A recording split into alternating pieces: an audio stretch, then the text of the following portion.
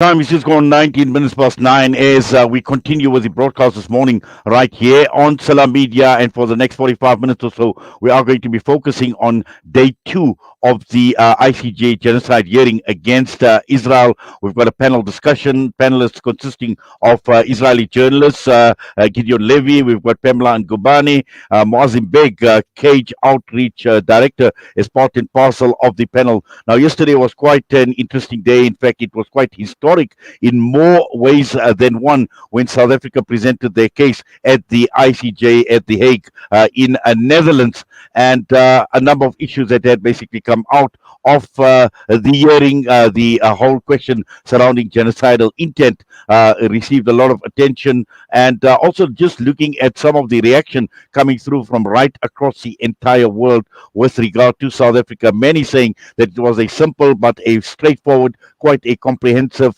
presentation made by the South African legal team. And just to get some of that response, some of that feedback this morning, we're joining our panelists who are on screen right now, Gideon Levy, Pamela Ngubane, and Moazzem Begg. To all of you, we thank you. We appreciate you taking time out this morning, and we welcome you to the broadcast.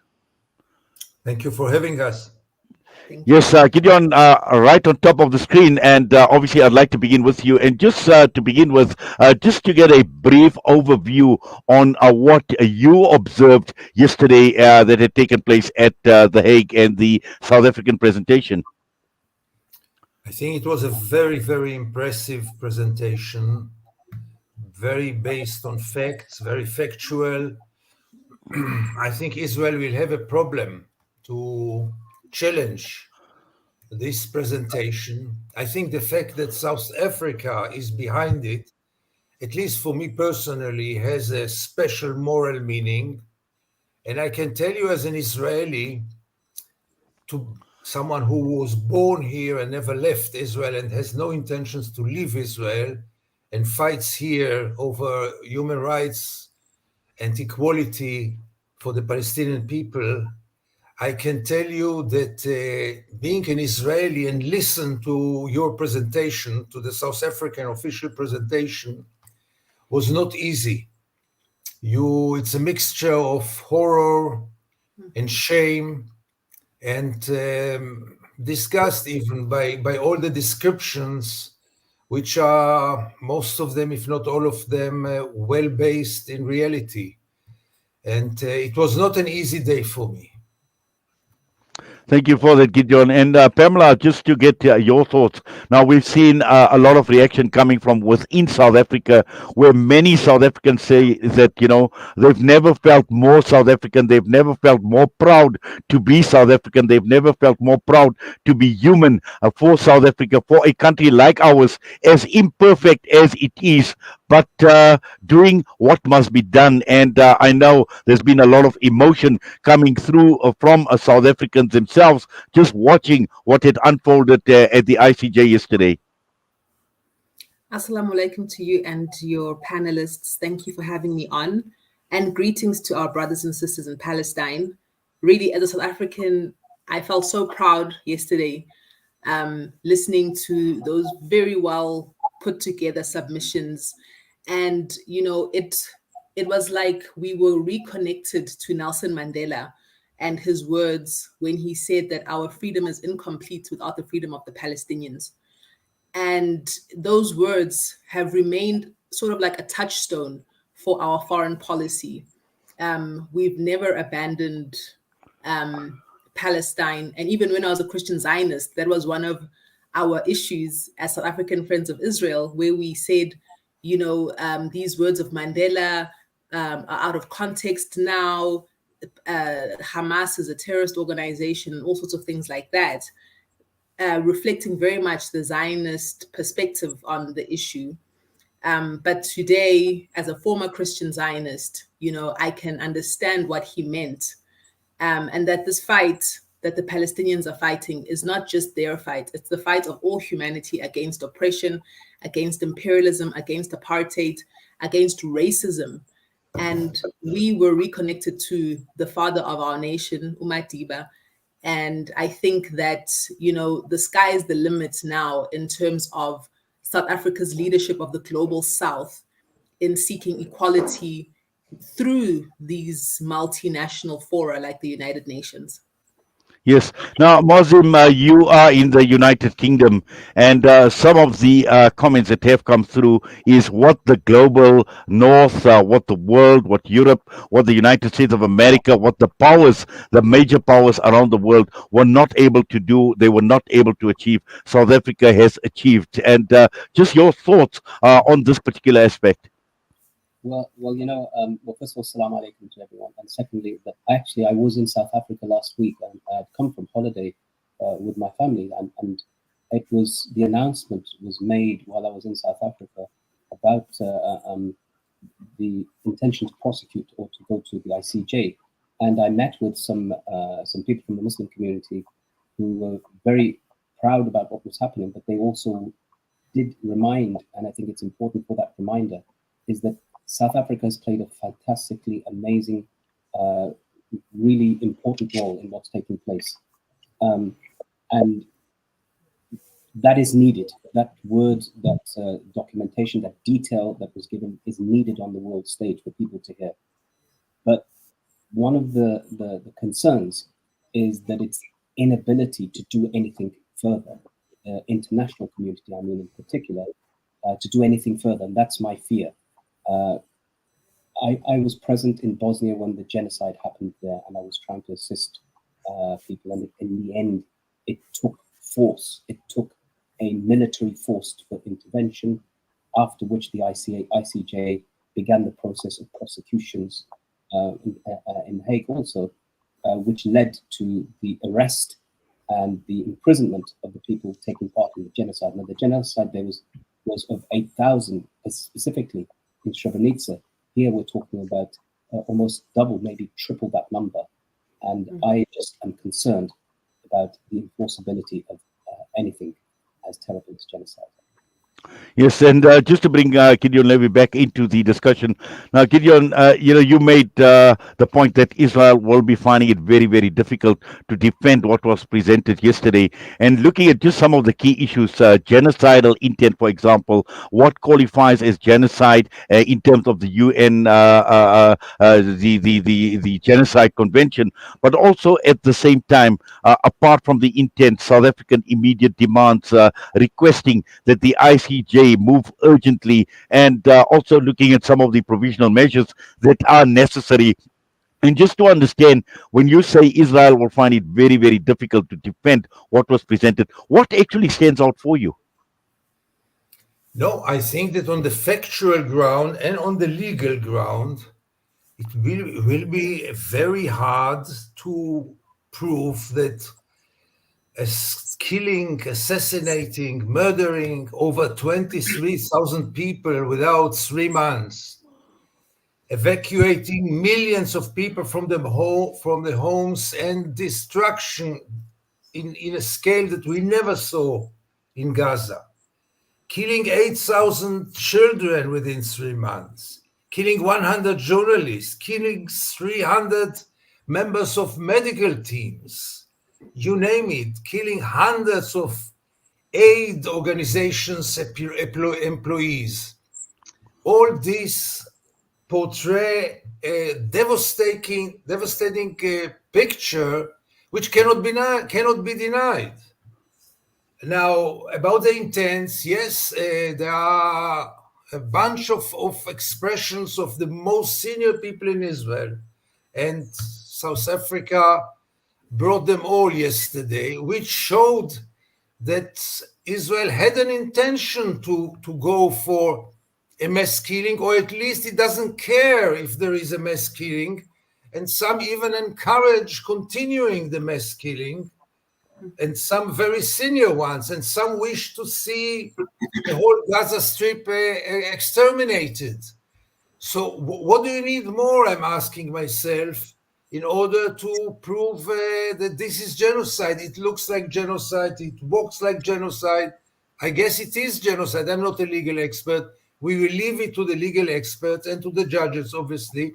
But by the end of the day, it's not only about legal phenomena. There is also something that you see day after day now for 3 months, and you don't have any other name to call it. Yes, and also Pamela, looking at the South African case that was presented, and our Justice Minister Ronald Lamola made it very, very clear. He went back and he says this is not only about October the 7th, and he made it also very, very clear that South Africa does not condone what had taken place on October the 7th as far as Hamas is concerned, but also making a very, very clear distinction between separating Jews and the state of Israel. And he made it very, very clear that this is not an attack on Jewish people. And I know you've been and you call yourself a Christian Zionist before as well. So you've been in the heart of, what this Zionist ideology and how this has actually impacted upon you. And just looking at the position that South Africa is taking up a case for genocide, but at the same time saying that, we don't condone everything that was that had taken place on October the 7th. Yes, so our foreign policy is based on Ubuntu, which is the Bantu philosophy that all human beings are equal. We're all made by our creator, irrespective of our different looks, creeds, languages. We're all human and inherently valuable, inherently deserving of respect. And this is why it was important to highlight that this is not an attack on Jewish people, bringing this genocide case against Israel. It's a desire to bring justice to a very unjust situation. And it was important to also highlight that the atrocities carried out against civilians by Hamas and other Palestinian militant groups on the 7th of October are also not to be condoned. However, I believe that the reason why it's important for him to highlight that is because he knows that there are people in the Zionist camp who are going to pick on him omitting what Hamas did as being wrong. And we could argue whether it's legal or not under international law. But as a former Christian Zionist, that's exactly the kind of thing the organization I worked for would have said, just like the foreign minister, I think, of Israel has said, if I'm not mistaken, that South Africa is now the legal arm of Hamas. They'll take whatever little thing that is said and explode it into a propaganda tool. And, this type of approach is very much what makes it difficult to have a very clear and disimpassioned discussion about the issue of Palestine and Israel, because the need to always defend and promote Israel's agenda as being legitimate supersedes the need to actually be human beings. And the reason why I left Christian Zionism is because after coming out of the Zionist media mill that I was consuming constantly, I realized that as a Christian, there's no way I could say that the Messiah is going to promote and support what Israel is doing, because it went completely against everything the prophets had said to the Jewish people that God expected of them as the people who were supposed to teach the world who is God and what he's about. Thank you for that, Pamela and Moazzem. In fact, I read quite an interesting comment come out from Jeremy Corbyn saying that today's ICJ hearing was devastating, horror after horror laid out in plain sight for all to see. And he also went on commending South Africa, saying South Africa spoke for millions around the world, desperate for this massacre to end. And at the same time, he spoke about the likes of the United States of America, the UK, saying that they need to put, in fact, he says, put the UK and US government to shame for their deplorable silence, cowardice, and complicity. And just looking at the reaction from your part of the world, UK, the people in your circles, the people that you are talking to as well. Well, the pro-Palestine demonstrations have been massive here in the UK, and they've been sustained and continuous. But also, there is the role of the UK government in supporting and helping to arm the Israeli government. There have been actions here taken by organizations like PAL Action, who carried out disruptive actions to stop, essentially, those arms getting to Israel by the UK. and there are being prosecutions taking place. So in the light of all of that, while this kind of vindicates them in the sense that they are trying, their defense in court is to say, we are trying to prevent being targeted in court, as some organizations are trying to do, is they've given notice to people in the British government of prosecution for their role in supporting the Israeli government. So this isn't come in a vacuum.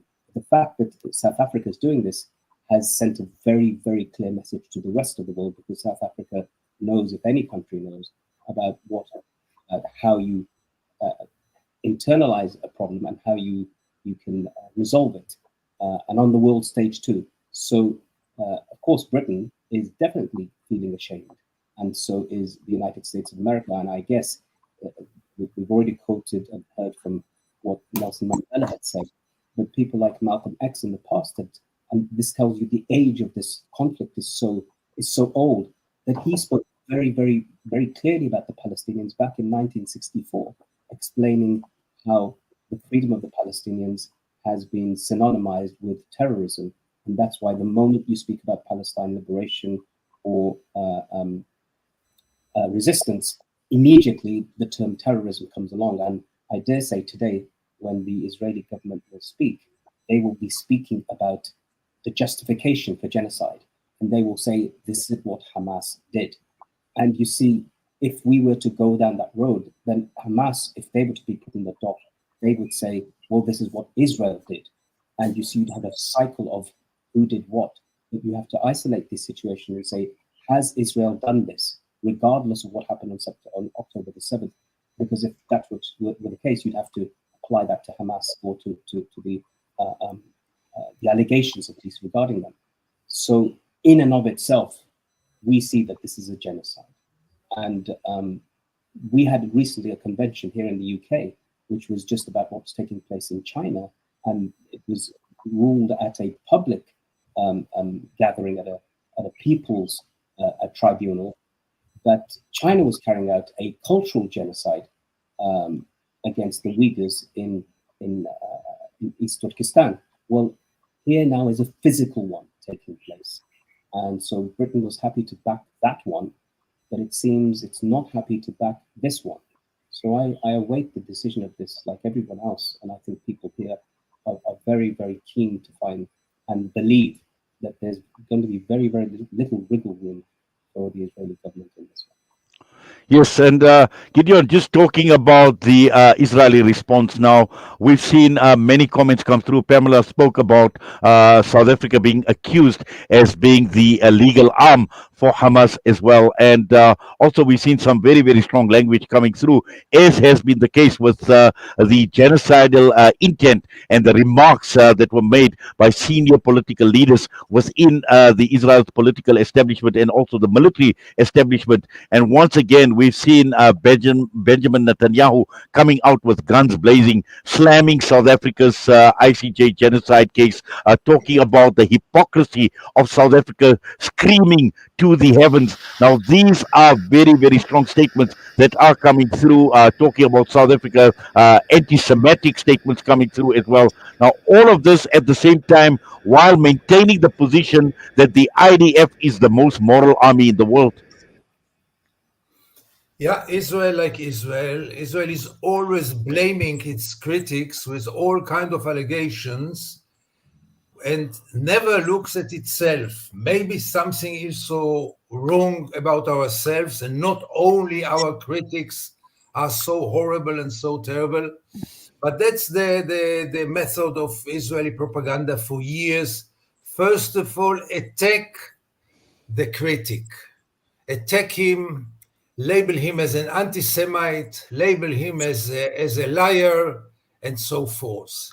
And I must tell you that it's working, at least within Israel, because most of the Israelis see what is happening in the Hague throughout the framing of the Israeli media as a circus, as a joke, as something not serious, as a campaign, an anti-Semitic campaign against Israel.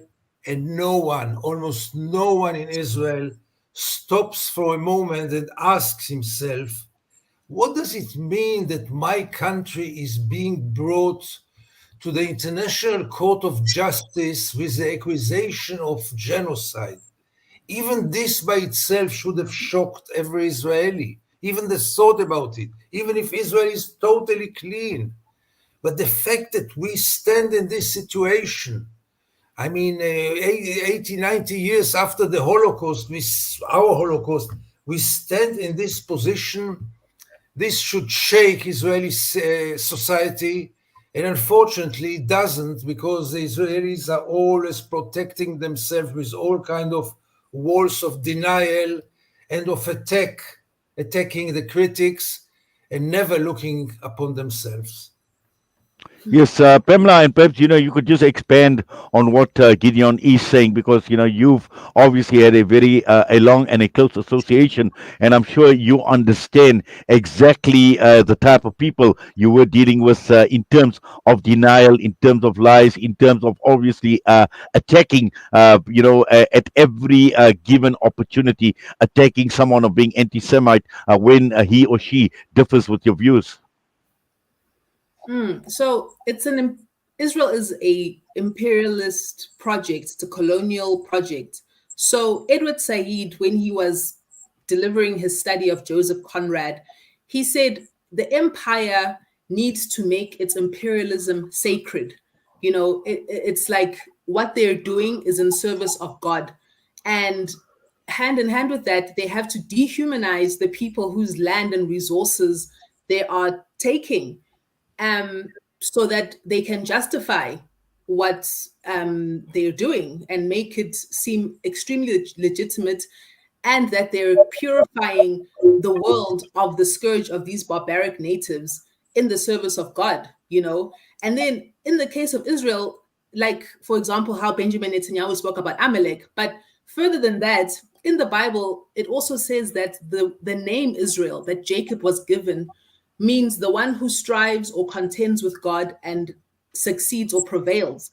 Now, you can read that in two ways. You can either say strives with God and prevails, strives with God and men and prevails, in terms of leads humanity towards proper service of God, a God of love, compassion, peace, a God who loves it when his creation is in unity and harmony, a God who loves it when his creation is mutually respectful. Or and this is how Israel is behaving currently, taking it in the opposite direction and saying, we've striven with God and men and we've prevailed, meaning we've overcome, we've conquered God and men. And so in many respects, God can't tell us anything. Men can't tell us anything. We can do whatever we want. We are gods on this earth. And if we say that we're not committing a genocide, then we're not committing a genocide. If we say that this land is ours and that the Palestinians should be expelled, then that's what it should be, because God is under our control, you could say. And from the Christian Zionist perspective, they have literally removed the gospel of Jesus, which preaches peace and brotherhood and loving your neighbor as you love yourself and having utmost love and respect for God, and replaced it with the gospel of, if you bless Israel, God will bless you.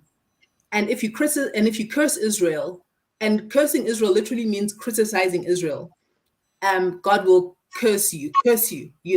And so no one who believes in God wants to be cursed by God.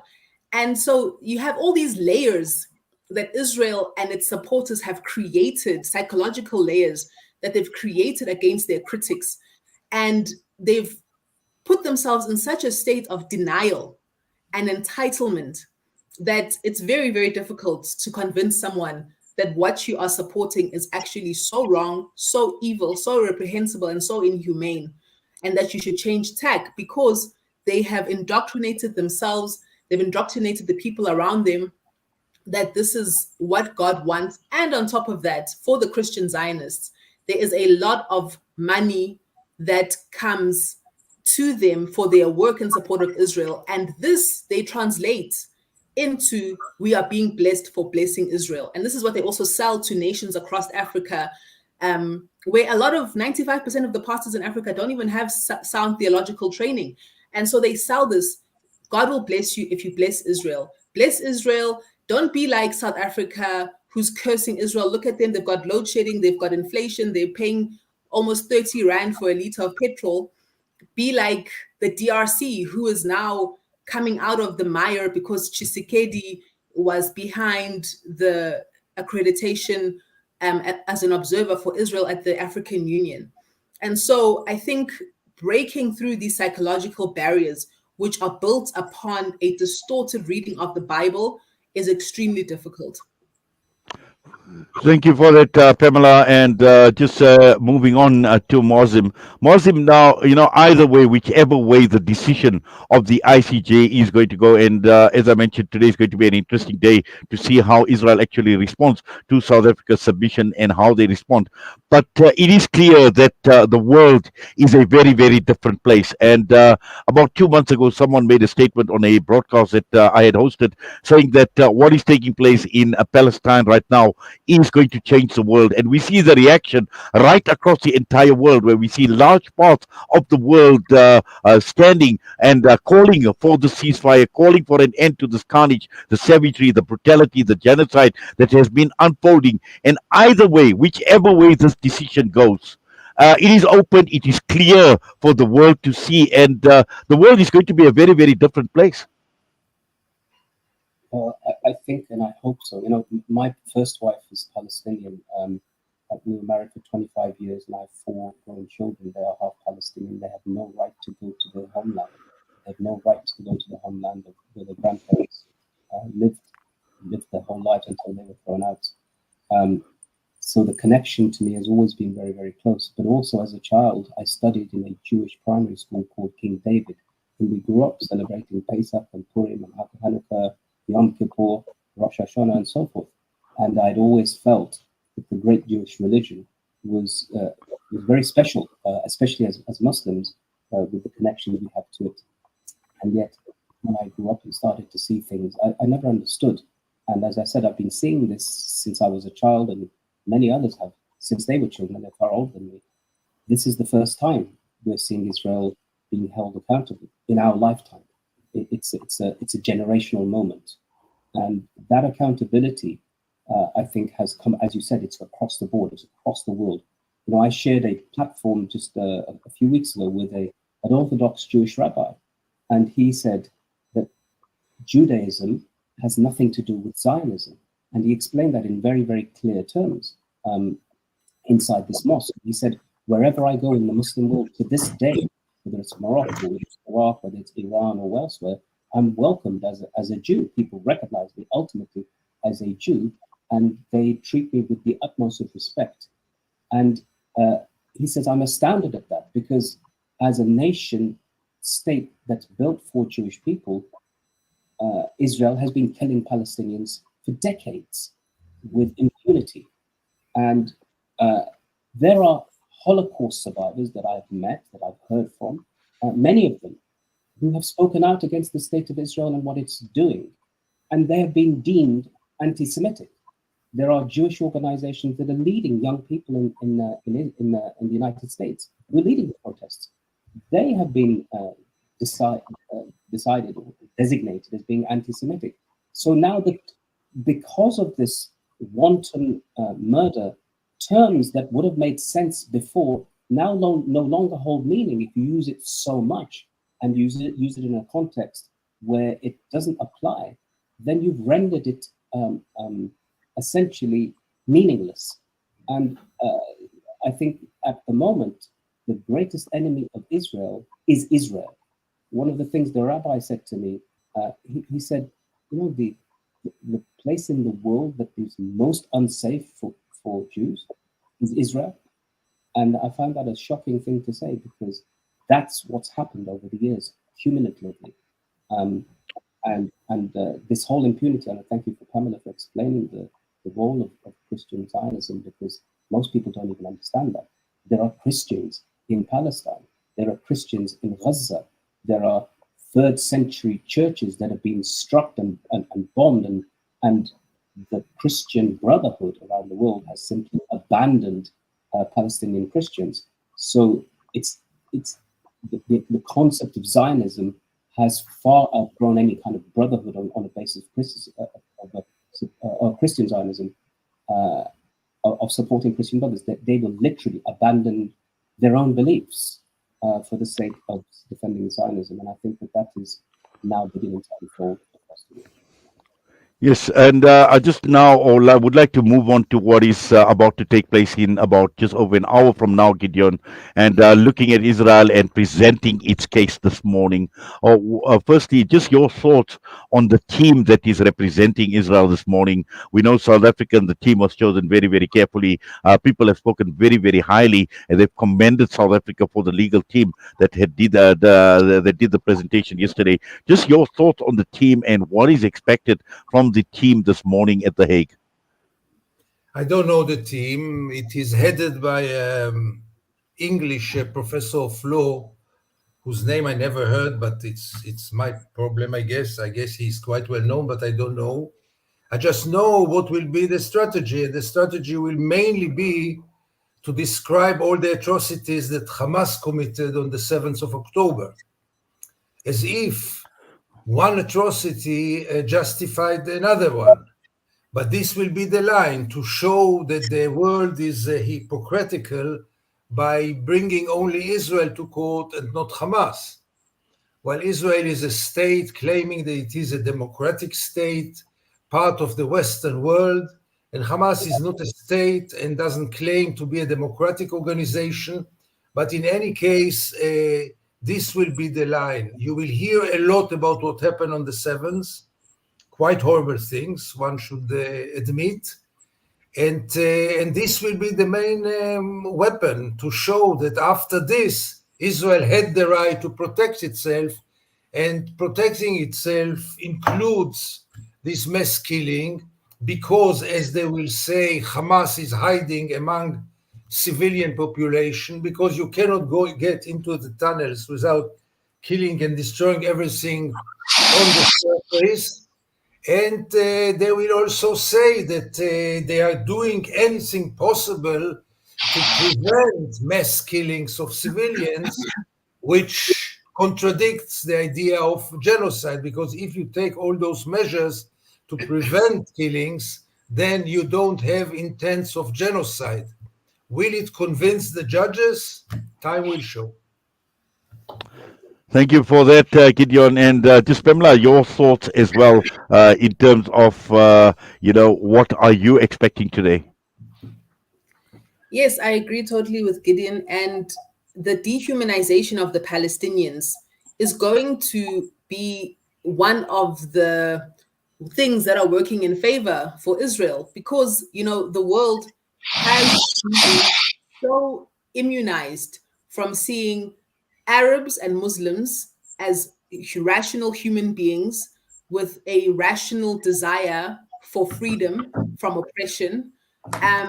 We as Christians in the West, with our colonial background of our brand of Christianity, the majority of us, we're not coming from the Eastern Church or the Coptic Church. Here in South Africa and in Africa in general, we got our Christianity from the colonizers, and it came from the people who were the descendants of the Crusaders. So Islam has been persona non grata for generations across the continent and across the colonized world. And so when Israel speaks, we all just assume that we can believe what they're saying. Hence why the 40 beheaded babies and et cetera, the rapes, all these maliciously contrived charges and lies were believed.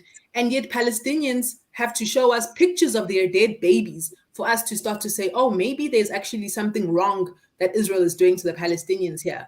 And so I know Israel is coming in with that confidence, knowing that they have the Western world's backing against Islam and Arabs, and that it just basically has to show up. And so I do agree, that this is not necessarily going to be the end of this genocide, but it's an important first step. And I really hope that, whoever's watching, who is programmed to be sympathetic to Israel, can really just try and open their mind and their heart and realize that Muslims and Arabs are human beings like us. We as Christians are actually supposed to believe in Muhammad, peace be upon him, as one of the prophets of God, and that we have a duty to our fellow Muslim brothers and sisters who worship the same God that we do, to stand up against their oppression.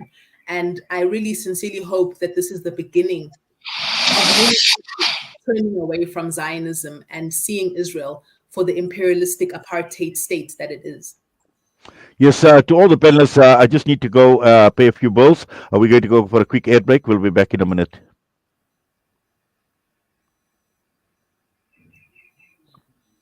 By day, this is Salam Media.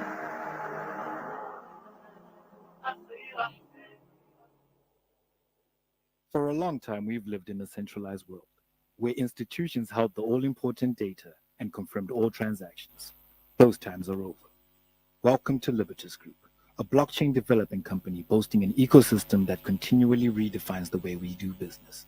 Our blockchain is decentralized, making it immune to hacking or alteration, putting the power back in your hands with no middleman so you can focus on the growth of your business. Libertas, the simplest investment choice you'll make. When you give water, you're reaching out to drought-affected areas, bringing them to life. Fresh water to drink, to clean, and to grow. That's the power of water. Donate now to Islamic Relief.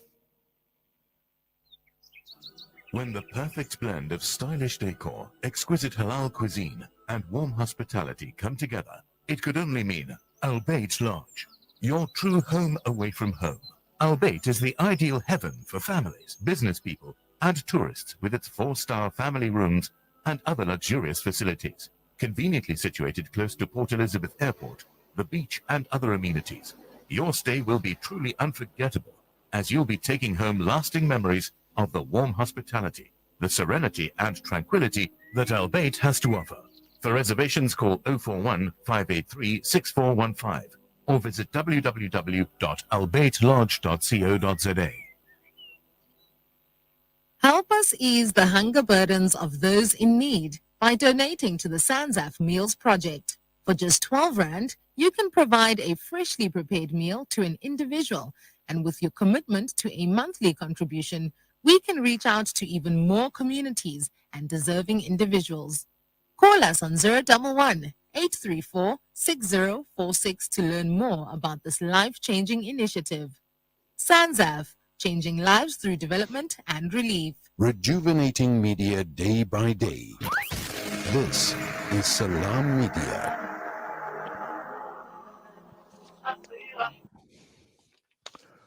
Well, we continue with the broadcast this morning, taking a look at what had happened at the ICJ hearing yesterday, and also taking a look at day 2 of the case against Israel that is due to take place in just about an hour from now, with my panelists, Gideon Levy, journalist out of Israel, Moazzem Begg, and we've got Pamela and Ngubane, who is with us. And Moazzem, just to move on, and obviously today is going to be a defining day. We may not even see a decision come through from the judges, but in terms of shaping global opinion, in terms of shaping world opinion, I'm sure that for many who lacked some sort of understanding with regard to the Palestine-Israel issue for a long, long time, and what has been there playing out for the last 75 years, a lot is actually becoming clearer as well. And in fact, even with Israel, with the submission today, and Gideon articulated what he expects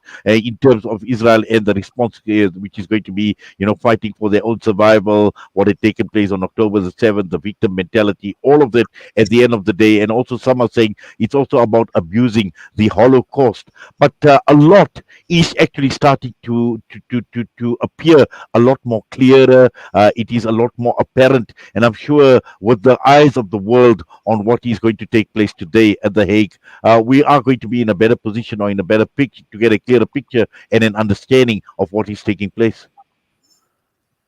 Well, absolutely. I mean, let's remember the International Court of Justice was set up as a result of the Holocaust against the Jewish people and it is ironic beyond irony, and painful beyond pain, that the very country that was born out of that is now inflicted on the people whose land they're upon. And the fact that Israelis or their citizens cannot see this because of the level of propaganda that Gideon has explained in the country will hurt. It will hurt for a long time.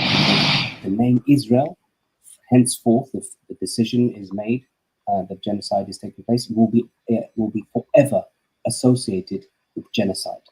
And that is something very, very almost impossible for a community, for a world community. There's a hadith of the Prophet, peace be upon him, he said, "Unsur akhuka zaliman aw madluma." Help your brother, whether he's an oppressor or oppressed. So the companions were confused and they said, "We understand helping somebody oppressed, but how do you help an oppressor?" And he said, "By taking it." Israel has no friend like that.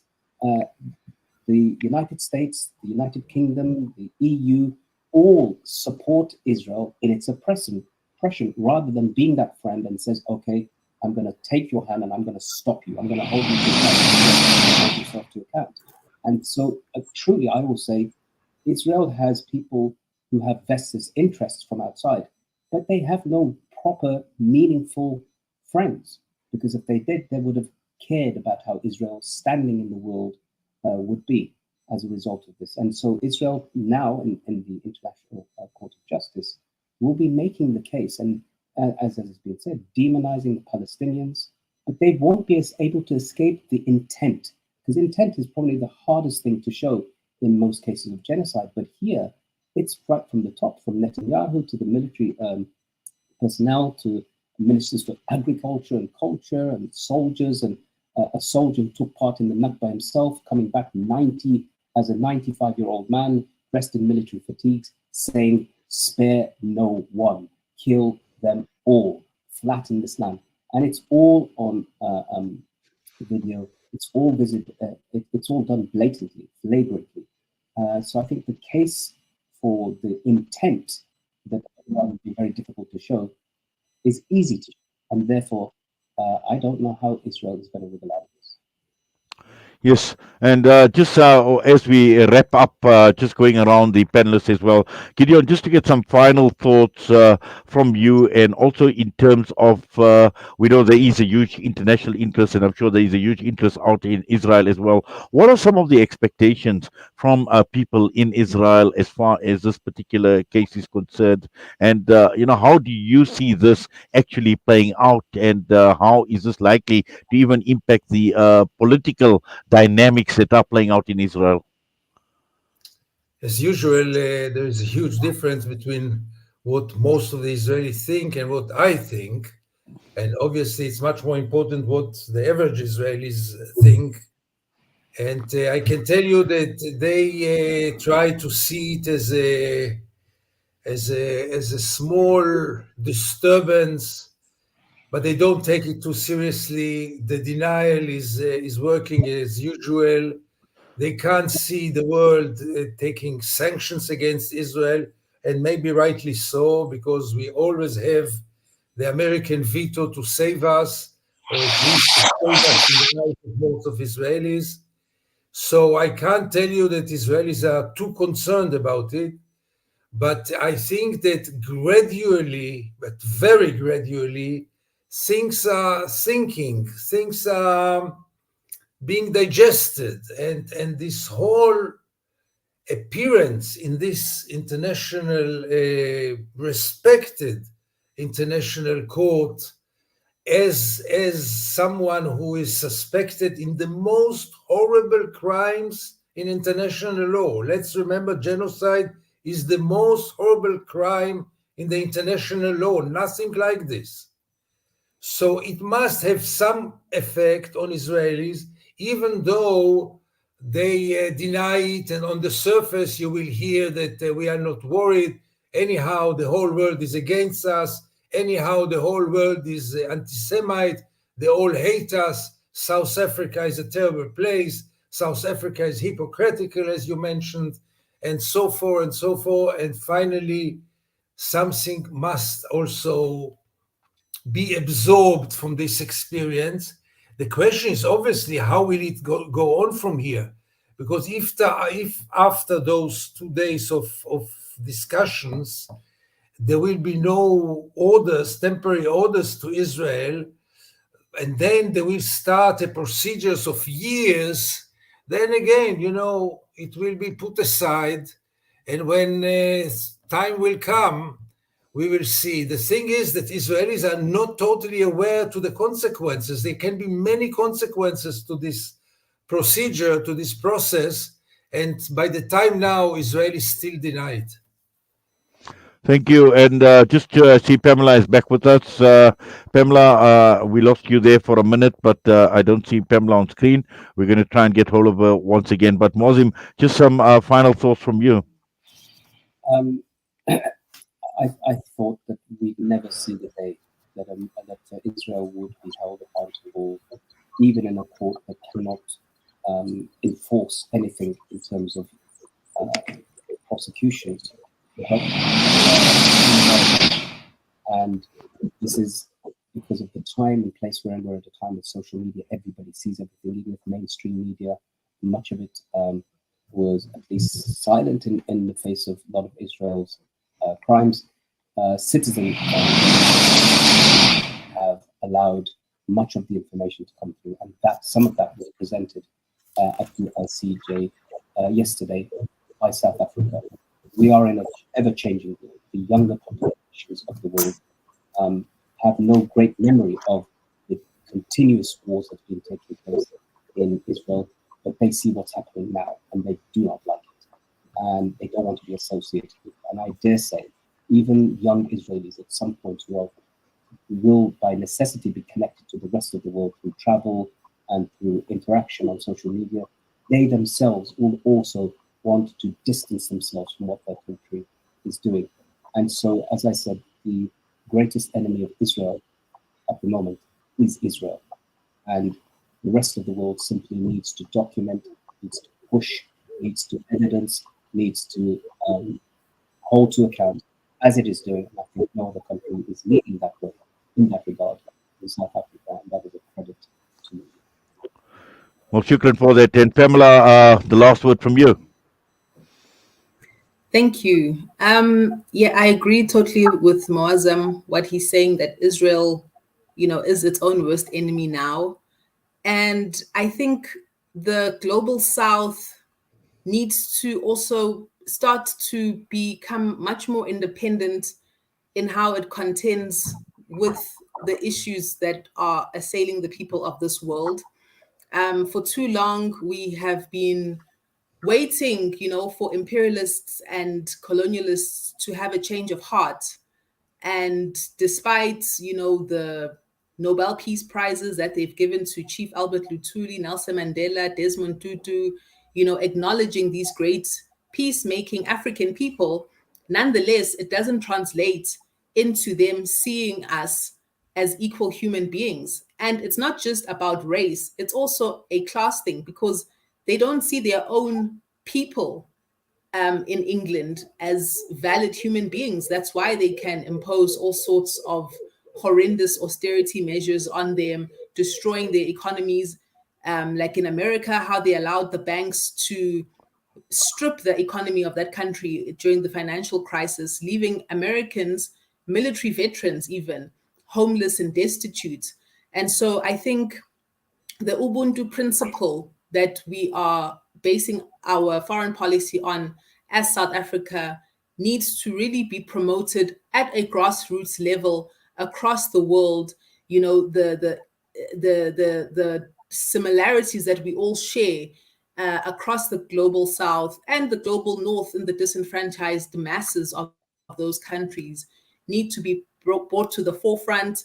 For me, myself personally, I'm very much concerned about making people understand what Islam is and how much of Ubuntu is actually reflected in Islam itself, because the people of this world want peace. They want to feel like they belong on this planet, whereas the powers that be have actually usurped the position of God and said, we're going to allocate land for you. We're going to tell you what your rights are. You know, even the Americans said in their founding document, God has given people their rights. No man can take away the rights of a human being to live on the planet that God has put us on. And so I think that everyone has a role to play, and we should all really strive for this. It's not just going to be given to us on a silver platter. The West is not going to give up its power. It's worked very hard to establish themselves as the hegemon.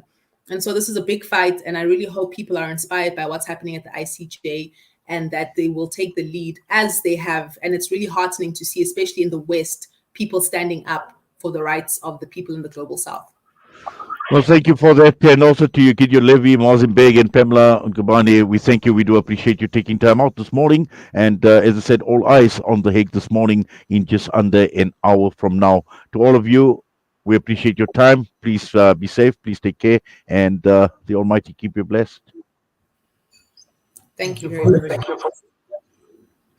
Well, that brings us to the end of this morning's edition of News and Views. Once again, ending off with this panel discussion, day 2 of the ICJ genocide case. And just to look at some of the comments that had come through after yesterday, the Palestine, the Foreign Office saying holding Israel, the illegal occupying power, accountable using all legal tools and through international justice institutions and international law enforcement is the main focus of the legal strategy of the state of Palestine and the core of the diplomatic and international movement. We've seen reaction coming through from Hamas itself saying, we welcome the convening of the case on the accusation of ethnic cleansing and genocide. We are looking forward to seeing a decision by the court that would achieve justice for the Palestinian victims and the aggression of Gaza and hold the war criminals accountable.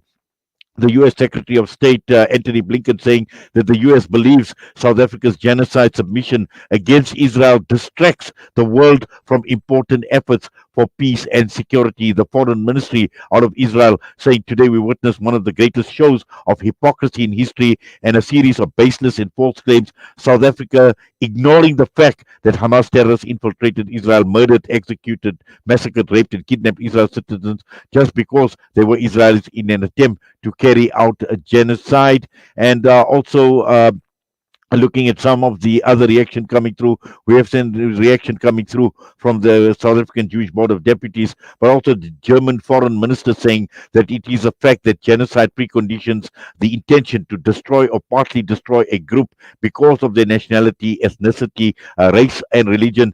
I cannot detect any of this intention by Israel in its self-defense against an armed terror group, Hamas. We will observe the hearing closely. Now, this is what we are seeing in terms of reaction, the for and the against reaction coming through. We've seen the Germans make it very, very clear as to what their position is. America has made it clear what their position is. But I think what is important is how this is actually going to shape world opinion in the eyes of the world, in the eyes of the public that will be watching with interest today, and more importantly, in terms of the outcome. So leaders can say what they want to, political leaders right across the entire world, irrespective of which side of the divide that they are on. At the end of the day, it's about you and I and how world opinion is actually shaping regarding Israel. And it is not only about the 7th of October, it is about what has been happening in the last 75 years. And with that, I'm going to be signing off once again. Have yourself a great and blessed Jummah ahead, inshallah. And next up is going to be Juice 30 by Sheikh Ahmed Al-Ajmi. Until we meet again, from myself in the team, Assalamu alaikum wa rahmatullahi wa barakatuh.